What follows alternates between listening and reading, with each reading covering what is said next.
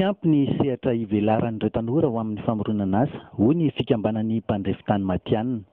Ametraka vahaolana amin'ny famoronana ivon-toerana manerana nosy, araka izany izy ireo tetikasa izay volavolaina miaraka amin'ny sekoly politeknika izay ny fanaovana ny fiara-miasa teo amin'ny Rotota.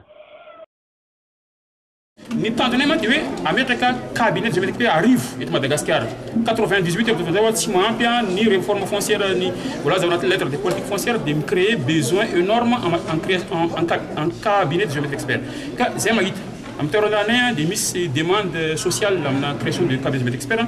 no zany dia ny création de géométrie expert zany cabinet zany no tena tanjonay dia manatona polytechnique zay dia anao ny antsoina hoe promotion diffusion ny culture entrepreneuriale io ihany no vahaolana zao mantsy zavatra misy taloha tsika mihevitra hoe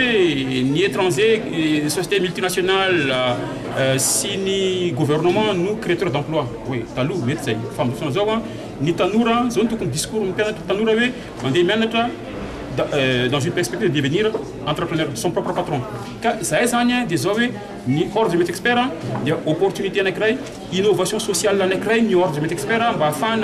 miadi amni, tifana nasa, ça est une polytechnique, anao séminaire formation conférence sur l'entrepreneuriat, bafan tanura, afin de prédisposition entrepreneuriale, l'amboula an polytechnique l'équipe brûle pénal, des fois je deviendrai entrepreneur, je vais créer mon entreprise. C'est dans les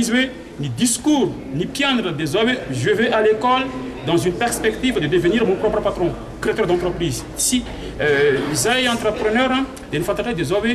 ni gouvernement, ni Tanzania, dia moi mettre environnement propice à la création d'entreprise. Fan ni école, ni médias,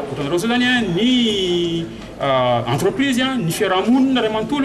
dia tukuni véhiculer diffuser ni culture entrepreneuriale la amzay ni tanura dia otsain des ove timis niasa fa tukmamur nas